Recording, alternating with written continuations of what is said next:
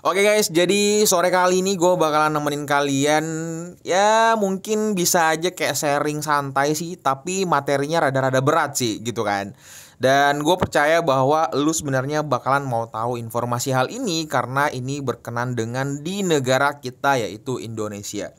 Oke, jadi pembahasan kali ini tuh gue sebenarnya ingin membahas gini.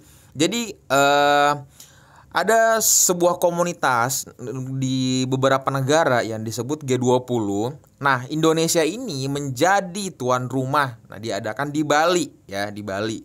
Dan kemarin itu penutupan kalau nggak salah ya. Dan itu membahas Sustainable Finance for Climate Transition Roundtable. Nah, itu di Bali ya guys. Nah, di sini banyak banget pembicara-pembicara lah gitu kan. Dan gua bakalan sedikit mengutip dan ada juga beberapa fakta yang dikeluarkan oleh Bloomberg ya yang mengenai Indonesia bakalan kena resesi ya. Dan ini pun juga bukan sebenarnya resesi cuma Indonesia aja. Ini sudah mendunia ya, mendunia guys.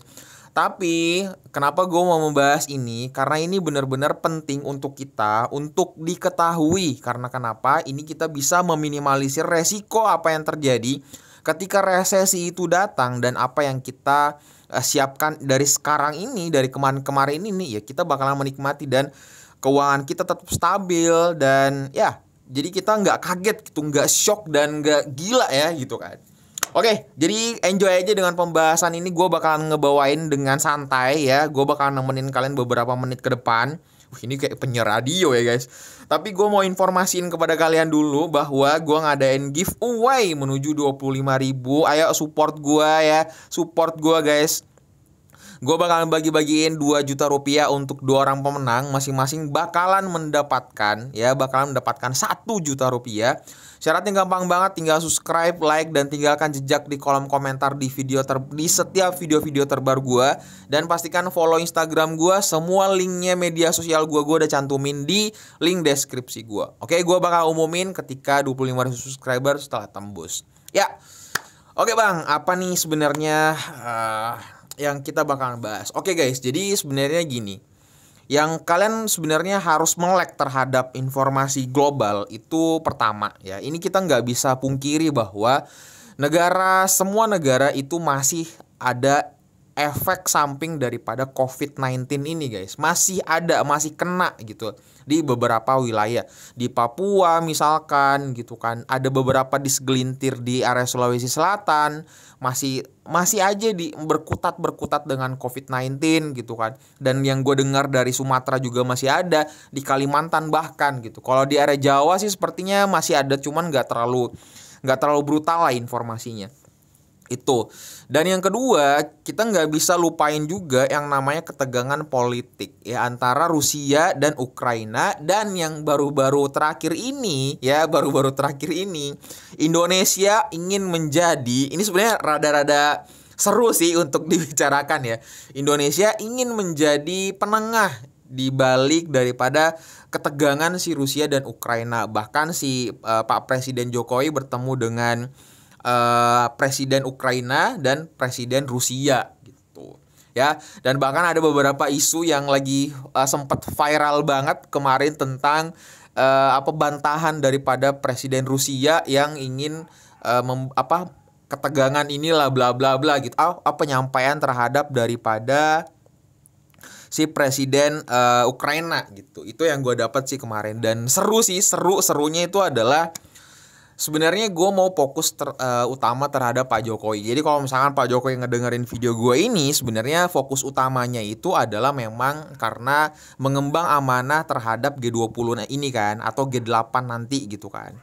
Nah cuman yang jadi perlu aliran dan kewenangan hak besarnya Bapak sebenarnya itu mengkontrol yang ada di Indonesia. Ketegangan di Papua itu masih belum beres sama sekali ya. Masih dianggap sebelah mata. Menurut gue tuh Papua tuh gila, prospeknya dahsyat banget gitu. Sulawesi, Kalimantan lebih gila lagi gitu kan. Jawa kita udah kontrol banget nih gitu kan. Sumatera juga bla bla segala macam.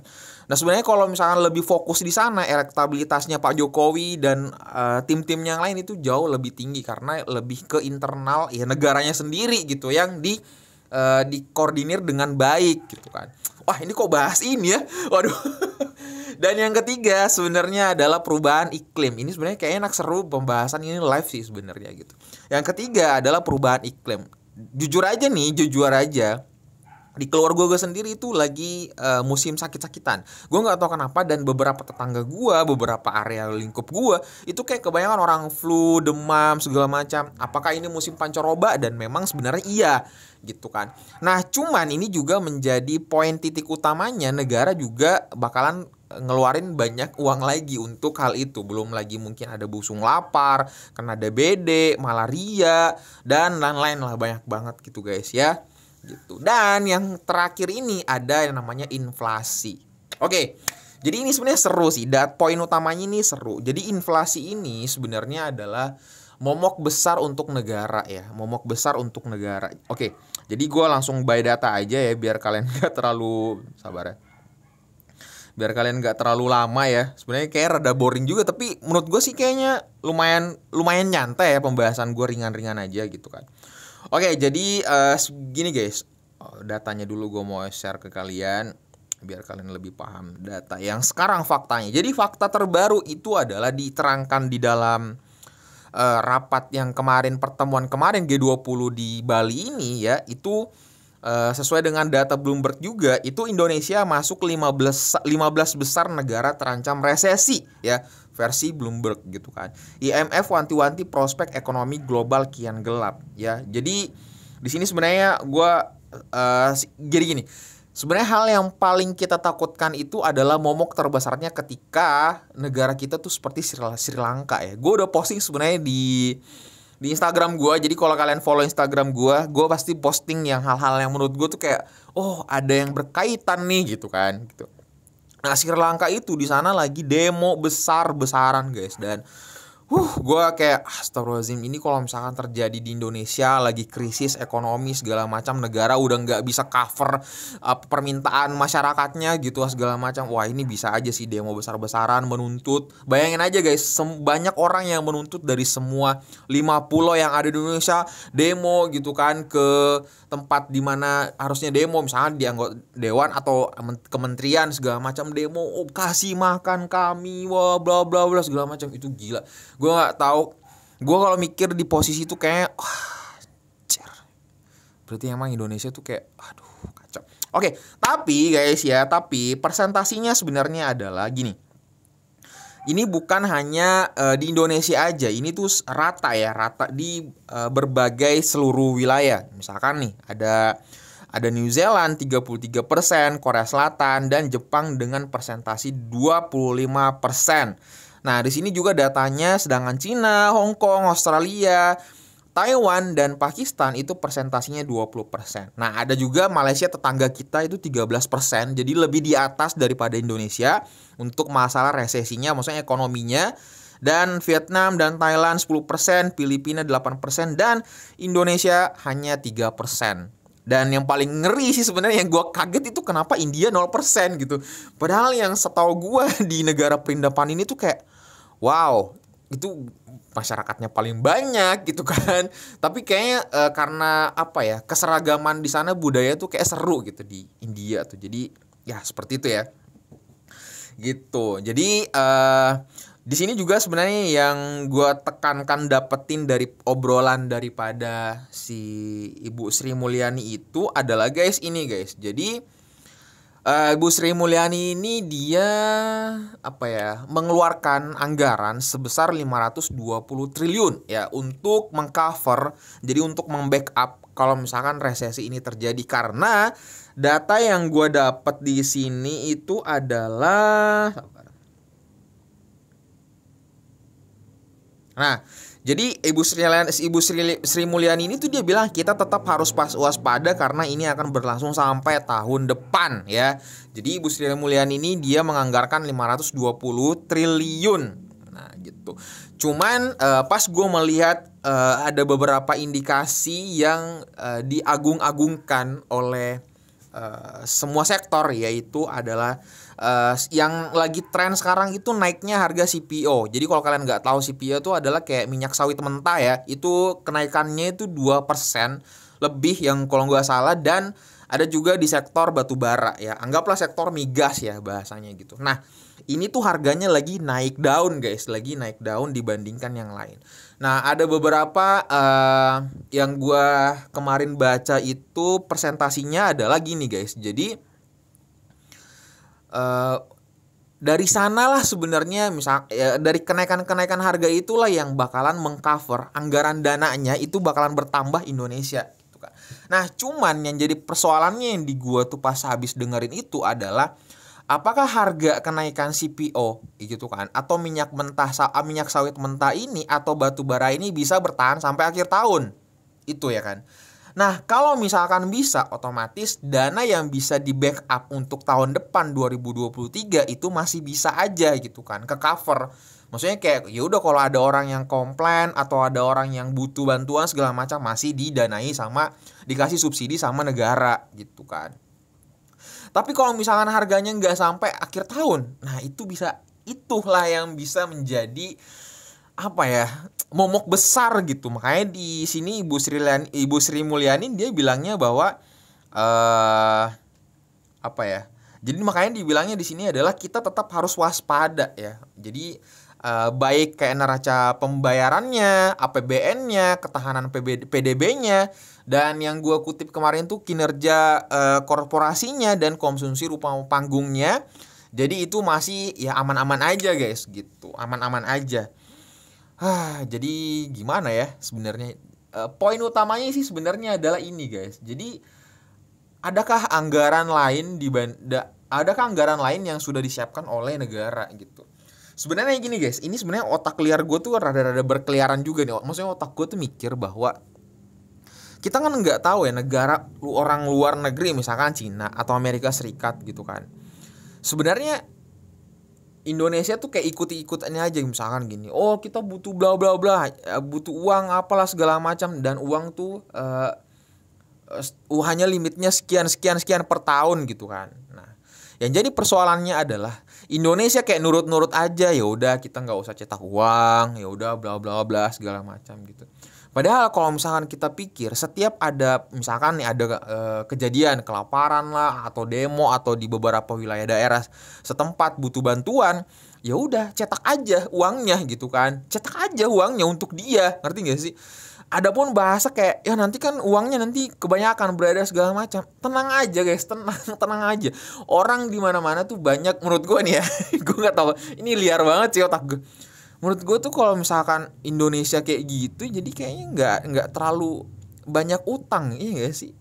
Misalkan nih, yang gue takutkan adalah Indonesia berutang ke Cina. Ternyata Cina ya karena uang itu kan bisa dicetak guys, ngerti gak sih? Ya mereka cetak uang aja buat untuk minjamin Indonesia. Nah pertanyaannya, Indonesia kan punya percetakan, kenapa dia nggak cetak sendiri uangnya?